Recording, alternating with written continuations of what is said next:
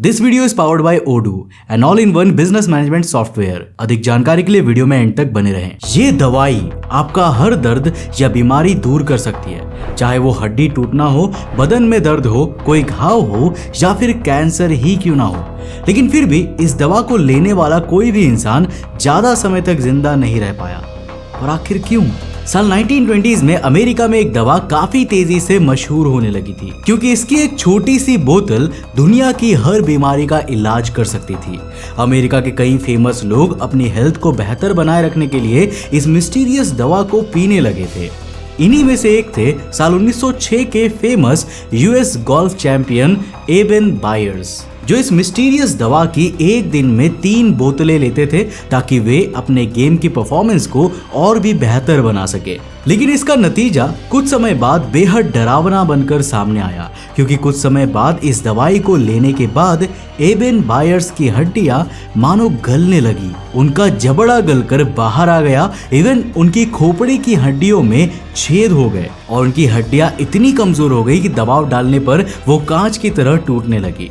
और ये सिर्फ एबन बायर्स के साथ ही नहीं हुआ था, बल्कि उन सभी के साथ हुआ था जिन्होंने इस बोतल में मौजूद इस मैजिकल पानी को पिया था। पर आखिर इस मिस्टीरियस बॉटल में था क्या, एंड क्यों इसे हर बीमारी की दवाई कहकर बेचा जा रहा था? एंड मोस्ट इम्पोर्टेंटली, आखिर इसे पीने से एबन बायर्स की इतनी डरावनी हालत कैसे हो गई?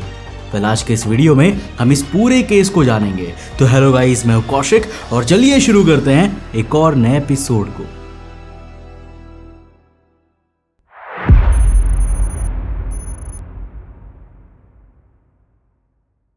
साल 1927, फर्स्ट वर्ल्ड वॉर के बाद का समय। US golf champion Eben buyers अपने दोस्तों के साथ येल हार्वर्ड गेम से लौट रहे थे, पर ट्रेन के सफर के दौरान अचानक एक झटके की वजह से उनके कंधे में काफी चोट लग गई। बायर्स के लिए यह चोट मामूली नहीं थी। वो एक जाने माने गोल्फ खिलाड़ी थे और उन्हें डर था कि अगर ये दर्द ठीक नहीं हुआ ना तो उनका गोल्फ करियर खत्म हो सकता है। इसलिए दर्द से परेशान होकर उन्होंने एक डॉक्टर से सलाह ली। डॉक्टर ने उन्हें एक मिराकिलस दवाई के बारे में बताया जो उस समय अमेरिका में काफी मशहूर हो रही थी। एक बोतल पानी जो किसी भी बीमारी को ठीक कर सकती थी। इस दवा का नाम था रेडिथर। डॉक्टर ने बायर से कहा कि ये पानी उन्हें तुरंत राहत देगा। बायर्स ने डॉक्टर की सलाह मानी और इस दवा को पीना शुरू कर दिया। अब मैजिकल रूप से कुछ ही दिनों में बायर्स ने महसूस किया कि उनके कंधे का दर्द कम हो रहा है। वो पहले से ज्यादा ताकतवर और फोकस्ड महसूस करने लगे। बायर्स इस मैजिकल पानी से इतने प्रभावित हुए कि उन्होंने इसे अपनी रूटीन का हिस्सा बना लिया। अब शुरुआत में वो इसे दिन में 1 बार पिया करते थे, पर जल्द ही उन्होंने इसे दिन में 3 बार पीना शुरू कर दिया। और सिर्फ 1 साल के अंदर एबन बायर्स रेडिथर के लगभग 1400 बोतलें पी चुके थे। और इससे भी भयानक बात यह थी कि बायर्स केवल खुद ही इस दवा को नहीं पी रहे थे, बल्कि उन्होंने इसे अपने दोस्तों, गर्लफ्रेंड्स और यहाँ तक कि अपने रेस के घोड़ों को भी पिलाना शुरू कर दिया था। उनके लिए ये पानी लाइफ सेविंग मेडिसिन बन चुका था। लेकिन धीरे धीरे बायर्स की हालत खराब होने लगी। वो कमजोरी महसूस करने लगे और उनके सिर और हड्डियों में भयंकर दर्द शुरू हो गया। बायर्स को ये समझ में ही नहीं आ रहा था कि उनके साथ हो क्या रहा है। उन्हें यह एहसास भी नहीं था कि जिस मेडिकल रेडिथर को वो रोज पी रहे थे ना, वही धीरे धीरे उन्हें खा रही थी और उन्हें एक जिंदा लाश में बदलने वाली थी। तो साल 1930 आते आते बायर्स की हालत बेहद खराब हो चुकी थी। उनके पूरे शरीर में असहनीय दर्द रहने लगा था। लेकिन सबसे खतरनाक बात यह थी ना कि उनके जबड़े और सिर की हड्डियां गलनी शुरू हो गई थी और केवल हल्का सा दबाव डालने पर भी ना वो टूट जाती थी। लेकिन आखिर उस मिस्टीरियस दवा की बोतल में ऐसा क्या था जिसने एबन बायर्स की इतनी बुरी हालत कर दी थी? इसका जवाब जानने से पहले हम एक और घटना के बारे में बात करेंगे। तो साल 1920 के दशक में रेडियम डायल कंपनी ने अनडार्क नामक रेडियम पेंट का इस्तेमाल करना शुरू किया। यह पेंट खास तौर पर घड़ियों और मिलिट्री डिवाइसेस के डायल पर लगाया जाता था ताकि वे अंधेरे में चमक सके। इस काम के लिए कंपनी ने सैकड़ों यंग महिलाओं को काम पर रखा। अब इन महिलाओं को सिखाया गया कि ब्रश की नोक को पतला करने के लिए अपने होठों से पेंट को थोड़ा थोड़ा चाटती रहे। यह तरीका लिप डिप पेंट के नाम से मशहूर था। इनकी सैलरी काफी अच्छी होती थी, ऊपर से क्योंकि ये मिलिट्री डिवाइस बनाती थी इसलिए इन्हें समाज में सम्मान भी मिलता था। और इससे भी ज्यादा कंपनी में इस चमकदार पेंट के साथ काम करते हुए ये महिला इसे अपने चेहरे, बालों और नाखूनों पर भी लगा लेती थी ताकि वे भी चमकने लगे, जिनकी इस चमक और मेहनत ने उन्हें शाइनिंग गर्ल्स के नाम से समाज में एक नई पहचान दी। क्या आपके पास भी एक ऐसी प्रोफेशनल वेबसाइट है जो आपके बिजनेस को सही तरीके से रिप्रेजेंट करे? अगर नहीं तो आपकी ये समस्या हल कर सकता है ओडू वेबसाइट बिल्डर। ओडू एक all in one business management software है जो आपके बिजनेस को मैनेज करना और भी आसान बना देता है। और इसका वेबसाइट बिल्डर तो नेक्स्ट लेवल का है जो बिना कोडिंग के वेबसाइट बना देता है। सिर्फ 4 सिंपल स्टेप्स में आप अपने बिजनेस के लिए एक प्रोफेशनल वेबसाइट बना सकते हैं। सबसे पहले अपने बिजनेस वेबसाइट के टाइप एंड बिजनेस ऑब्जेक्टिव को डिफाइन कीजिए। सेकंड स्टेप में अपना मनपसंद कलर पैलेट या लोगो को अपलोड कीजिए। थर्ड स्टेप में पेजेस एंड फीचर्स को सिलेक्ट कीजिए एंड फाइनली ओडू की wide range AI generated themes में से कोई एक सिलेक्ट कर लीजिए एंड दैट्स इट। अब आपके पास आपके बिजनेस के लिए एक वेबसाइट है। ऑल्सो यहाँ पर आप कंटेंट ऐसे भी चेंज कर सकते हो और तो और ओडू के एआई टेक्स्ट कंटेंट जनरेटर से आप काफी इजीली इस पे कंटेंट भी लिखवा सकते हो। अब यहाँ पर आप अपनी खुद की इमेजेस भी अपलोड कर सकते हो या फिर अनस्प्लैश जो कि एक लाइब्रेरी है रॉयल्टी फ्री इमेजेस जो कि डायरेक्टली इंटीग्रेटेड है ओडू के साथ, उसे भी यूज कर सकते हो। ब्लॉग्स ड्रैग एंड ड्रॉप करके उन्हें भी एडिट कर सकते हो कुछ इस तरह से। न्यू पेजेस ऐड और उन्हें एडिट भी कर सकते हो अपने हिसाब से और पूरी वेबसाइट का लुक खुद से चूज कर सकते हो अपनी पसंद से। सबसे बड़ी बात, ओडू की कोई भी एक app is free forever along with unlimited users with life time hosting and support.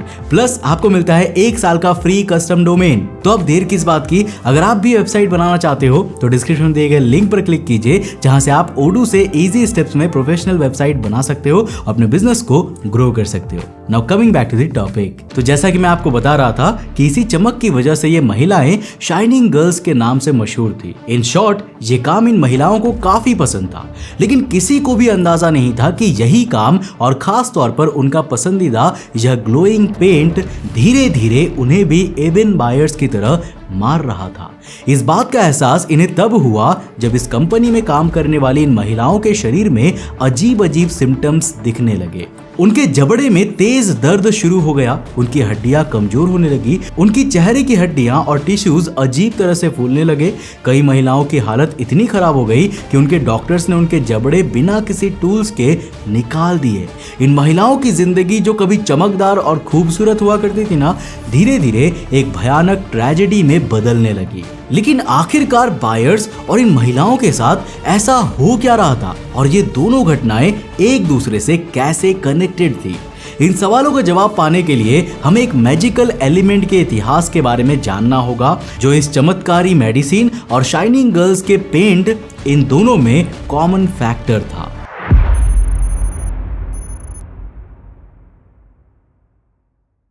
तो साल 1896 में फ्रांस के वैज्ञानिक हेनरी बैक्यूरेल ने एक्स-रेज की खोज से इंस्पायर्ड होकर एक प्रयोग शुरू किया। उन्होंने uranium salt and phosphorescence mixture पर स्टडी करना शुरू किया क्योंकि उनका मानना था कि सनलाइट पड़ने पर यह मिक्सचर भी एक्स-रेज को एमिट कर सकता है। लेकिन एक्सपेरिमेंट वाले दिन मौसम खराब था, इसीलिए उन्होंने एक्सपेरिमेंट किसी और दिन परफॉर्म करने की सोची और यूरेनियम सॉल्ट को एक अलमारी में रख दिया। कुछ दिनों बाद जब उन्होंने अलमारी खोली तो उन्हें यूरेनियम सॉल्ट के नीचे रखी फोटोग्राफिक प्लेट्स में कुछ अजीब शैडो इमेजेस दिखाई दिए जो काफी हैरान करने वाली थी क्योंकि ये अलमारी पूरी तरीके से बंद थी और इसमें सनलाइट कहीं से भी नहीं आ रही थी, जिसका मतलब साफ था कि एनर्जी यूरेनियम सॉल्ट से ही आ रही थी। यानी उस यूरेनियम सॉल्ट में कुछ तो ऐसा था जो काफी ज्यादा एनर्जी निकाल रहा था और ये शुरुआत थी एक नई खोज की, कुछ ऐसा जो विज्ञान को हमेशा के लिए बदलने वाला था। बैक्यूरेल को यहाँ पर यह तो अंदाजा हो गया था कि यूरेनियम सॉल्ट के इस मिक्सचर में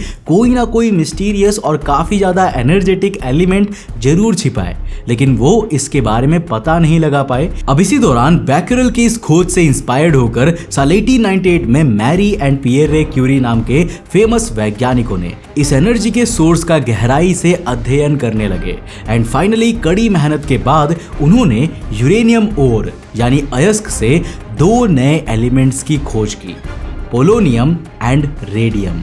इन दोनों में से सबसे खास था रेडियम, जो कि इस मिस्टीरियस एनर्जी के लिए भी जिम्मेदार था, जिसके कारण हेनरी बैक्यूरेल द्वारा यूरेनियम सॉल्ट को अलमारी में रखने के बाद वो शैडोज बनी थी, क्योंकि रेडियम ही एक ऐसा पदार्थ था जो अंधेरे में चमकता था। लेकिन ये कहानी यहीं पर खत्म नहीं होती। ये पदार्थ जितना अट्रैक्टिव एंड मिस्टीरियस था, उतना ही खतरनाक साबित होने वाला था। तो साल 1903 में मैरी क्यूरी, पियर रे क्यूरी और हेनरी बैक्यूरेल को इस एलिमेंट की खोज के लिए नोबेल पुरस्कार से सम्मानित किया गया। अब फर्स्ट वर्ल्ड वॉर का समय था। हेनरी बैक्यूरेल और मैरी क्यूरी ने इस समय को एक अपॉर्चुनिटी की तरह देखा। अब उन्होंने अपनी इस खोज को और अधिक फेमस बनाने के लिए रेडियम के मेडिकल बेनिफिट्स को बढ़ा चढ़ाकर पेश करना शुरू कर दिया। उन्होंने इसे एक मेडिसिनल इंग्रेडिएंट के रूप में प्रमोट किया, जो सैनिकों की बड़ी से बड़ी बीमारियों को ठीक कर सकता था। हालांकि रेडियम की कॉस्ट काफी अधिक होने के कारण सरकार इसे दवाओं में इस्तेमाल करने में ज्यादा इंटरेस्टेड नहीं थी। इसके बावजूद मैरी क्यूरी ने प्राइवेट अस्पतालों में जाकर रेडियम के मेडिसिनल यूज के फायदों को बताना जारी रखा। उन्होंने इसे एक रामबाण इलाज के रूप में पेश किया, जो लगभग हर बीमारी को ठीक कर सकता था। अब धीरे धीरे कई प्राइवेट कंपनीज इस मिस्टीरियस एलिमेंट्स में दिलचस्पी लेने लगी एंड यहीं से एक डरावना खेल शुरू हुआ, जिसने कईयों को मौत के घाट उतार दिया।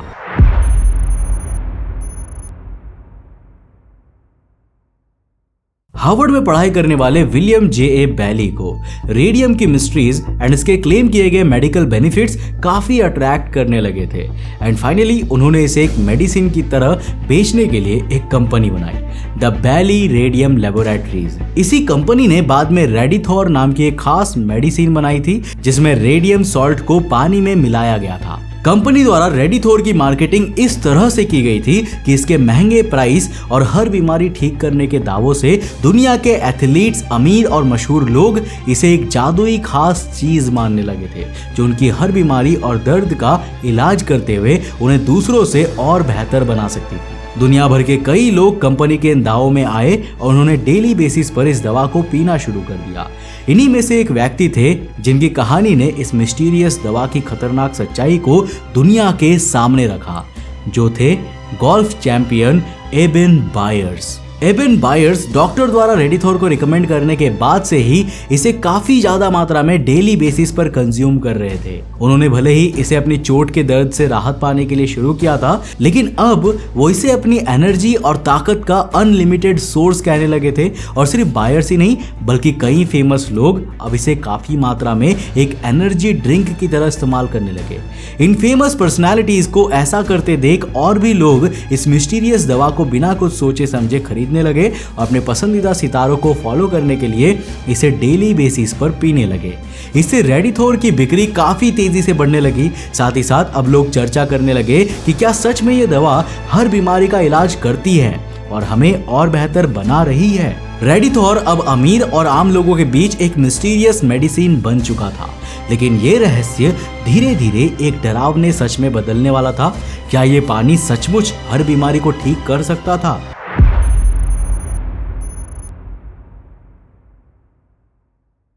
सोचिए, वो पानी जो आपको ताकत और एनर्जी देता है आपकी हड्डियों को धीरे धीरे खा रहा हो, या वो चमकदार रंग जो आपके बालों और शरीर को खूबसूरत और चमकदार बना रहा है, वही आपके शरीर को अंदर से खत्म कर रहा हो। तो चलो एबेन बायर्स पर वापस आते हैं। तो साल 1930s तक उनकी हड्डियों का दर्द असहनीय हो चुका था। उनकी हड्डियां कमजोर हो रही थी। उनके सिर, खासकर जबड़े और स्कल बोन्स में तेज दर्द होने लगा था। वो दिन ब दिन कमजोरी और थकान महसूस कर रहे थे। पहले उन्होंने सोचा कि ये उम्र का असर हो सकता है, लेकिन कुछ ही महीनों में उनकी हालत इतनी खराब हो गई कि वो बिस्तर से उठ भी नहीं पा रहे थे। धीरे धीरे अब उनके दांत गिरने लगे, उनकी खोपड़ी में छोटे छोटे छेद बनने लगे। एंड कुछ ऐसा ही साल 1920s में रेडियम डायल कंपनी में उस मिस्टीरियस पेंट के साथ काम करने वाली शाइनिंग गर्ल्स के साथ भी हुआ था, जिन्होंने इस पेंट को अपने चेहरे और बालों पर लगाया था। एंड एज आई सेड, इस मिस्टीरियस पेंट और मैजिकल वाटर दोनों में ही एक कॉमन एलिमेंट था, रेडियम, जिसे इन सब डरावनी कंडीशंस के पीछे का वजह माना जा रहा था। तो चलो अब विज्ञान पर आते हैं कि आखिर मैरी द्वारा खोजे गए रेडियम में ऐसा क्या था जिसने एबेन बायर्स और शाइनिंग गर्ल्स का ये हाल कर दिया था। रेडियम कैल्शियम जैसा तत्व होने के कारण शरीर की हड्डियों में जमा हो जाता है, क्योंकि इसे कंज्यूम करने पर हमारा शरीर रेडियम को हड्डियों के बिल्डिंग ब्लॉक्स की तरह देखता है और इसे हड्डियों में कैल्शियम के साथ स्टोर करने लग जाता है। लेकिन जैसा कि आप जानते हैं कि रेडियम एक रेडियो एक्टिव एलिमेंट है, इसलिए हड्डियों में जमा होने के बाद रेडियम से निकलने वाली अल्फा रेडिएशन धीरे धीरे हड्डियों के टिश्यूज को डिस्ट्रॉय कर देती है और यहाँ तक कि डीएनए को भी डिस्ट्रॉय करने लगती है, जिससे कैंसर जैसी घातक बीमारियां होती है। बायर्स के साथ भी यही हो रहा था। शरीर में रेडियम जमा होने के कारण उनकी हड्डियां इतनी कमजोर हो गई थी कि उन्हें कांच की हड्डियां कहा जा सकता था। रेडियम से निकलने वाली एनर्जी ने उनके शरीर को धीरे धीरे अंदर से खोखला बना दिया था। साथ ही साथ रेडियम डायल कंपनी की महिलाएं भी इसी जहर की चपेट में आ रही थी। इन महिलाओं को काम के दौरान अपने ब्रश की नोक को होठों से पतला करने के लिए कहा जाता था। वे हर दिन सैकड़ों बार रेडियम वाले पेंट को चाटती थी, जिसके बारे में कंपनी ने उन्हें यकीन दिलाया था कि ये पूरी तरह सुरक्षित है। लेकिन कुछ ही सालों में इन महिलाओं के शरीर में अजीब बदलाव होने शुरू हो गए। उनके जबड़ों और दांतों में तेज दर्द होने लगा, उनकी हड्डियां कमजोर हो रही थी, कई महिलाओं के चेहरे विकृत हो गए, शरीर पर रेडियम का असर होने लगा। शरीर में जमे रेडियम ने वही असर किया जो कि बायर्स के साथ हो रहा था। उनके जबड़े और खोपड़ी की हड्डियां गलने लगी। रेडियम से निकलने वाली रेडिएशन ने उनकी कोशिकाओं को खत्म कर दिया। उनके शरीर में रेडियम पॉइजनिंग का असर साफ साफ दिखने लगा। बायर्स और शाइनिंग गर्ल्स के साथ जो हो रहा था वो धीरे धीरे उन्हें मौत की ओर लेकर जा रहा था। बायर्स के शरीर में रेडियम ने उनकी हड्डियों को इतना कमजोर कर दिया था कि उनका जबड़ा गिरने लगा। रेडियम गर्ल्स की हालत इतनी खराब हो गई थी कि उनके डॉक्टर उनके जबड़ों को बिना किसी औजार के हटा सकते थे। नाउ फाइनली 31 मार्च 1932 को न्यूयॉर्क के एक अस्पताल में एबन बायर्स ने अपनी आखिरी सांसें ली। उनके रेडियम वाले इस जादुई पानी ने उनकी हालत आखिरी पल में ऐसी बना दी थी कि उनका पूरा शरीर रेडियो एक्टिव जिंदा लाश बन गया था। उनके डॉक्टर ने बताया कि उनके जबड़े का बड़ा हिस्सा और उनकी खोपड़ी के हिस्से पूरी तरह गल चुके थे। उनके शरीर की हड्डियां इतनी कमजोर हो गई थी कि थोड़ा जोर देने पर ही टूटकर बिखर जाती थी। ये पहली बार था जब जनता को एहसास हुआ कि रेडिथोर, जिसे मैजिकल मेडिसिन कहा जा रहा था ना, वो वास्तव में तो मौत का सामान है। एबन बायर्स और रेडियम गर्ल्स की इन दर्दनाक मौत के बाद रेडियम और इससे बने इन जानलेवा प्रोडक्ट्स पर रोक लगा दी गई। एफटीसी के एक वकील ने बायर्स से उनकी मौत के कुछ ही महीने पहले मुलाकात की थी। उन्होंने कहा बायर्स की खोपड़ी में छेद थे, उनकी हड्डियां पूरी तरह से गल चुकी थी। वो पहले एक चैंपियन और समाज के चमकते सितारे थे, लेकिन अब वो एक जिंदा मौत के उदाहरण बन चुके थे। बायर्स की मौत के 30 साल बाद 1965 में वैज्ञानिकों ने उनके और रेडियम गर्ल्स की बॉडी में बची रेडिएशन का पता लगाने के लिए उनकी कब्र खोदकर हड्डियों की जांच की। उनकी हड्डियां अब भी रेडियो एक्टिव थी और 2,25,000 डिस्टिंग्रेशन प्रति सेकंड का रेडिएशन छोड़ रही थी, जो अब भी जानलेवा था। जहां तक कि रेडिथोर बनाने वाली विलियम बैली की मौत के बाद उनकी बॉडी में भी रेडिएशन की खतरनाक मात्रा पाई गई थी। जहां तक कि रेडियम की खोज करने वाली मैरी क्यूरी भी अपने इस मैजिकल एलिमेंट की शिकार हो गई थी। मैरी की मौत साल 1934 में रेडियो एक्टिविटी के कारण ल्यूकेमिया यानी कैंसर से हुई। उनकी प्रयोगशाला के कागजात आज भी रेडियो एक्टिव है और उन्हें लेड बॉक्स में रखा गया है। तो दोस्तों, मुझे उम्मीद है कि इस वीडियो से आपने काफी कुछ नया सीखा होगा। वैसे क्या आप कभी ये सोच भी सकते हो कि जिस दवा को आप दवा समझकर पी रहे हो वो आपकी इतनी बुरी हालत कर दे कि आपके शरीर के अंदर की हड्डियां तक गल जाएं। सोच कर देखो कि आज के समय में हमारी मेडिकल टेक्नोलॉजी कितनी ज्यादा डेवलप हो चुकी है और साइंस कितना आगे बढ़ चुका है। इसी बात पर इस वीडियो को एक लाइक करना तो बनता है यार, और साथ ही साथ इस कहानी को अपने दोस्तों के साथ जरूर शेयर करना। अगर आप नए चैनल पे तो चैनल को सब्सक्राइब करने के साथ साथ नोटिफिकेशन बेल ऑन कर देना। जाने से पहले दोस्तों ऑडियो को चेकआउट करना मत भूलना, लिंक डिस्क्रिप्शन बॉक्स में है। और अगर आपको ये वीडियो पसंद आया ना तो मैं आपको रेकमेंड करूंगा कि आप अगली वीडियो इससे जाकर जरूर देखना, जिसमें हमने बात किया है एक ऐसे ही मिस्टीरियस पाउडर के बारे में जिसने कंट्री के एक पूरे सिटी को ही लॉकडाउन में डाल दिया था। ये इतना खतरनाक पाउडर था जिसके बारे में आप सोच भी नहीं सकते, पर आखिर ऐसा कैसे हुआ था, जानने के लिए इस वीडियो को जाकर देखो, बहुत इंटरेस्टिंग है। मैं मिलता हूं आपको नेक्स्ट एपिसोड के साथ, तब तक के लिए बाय।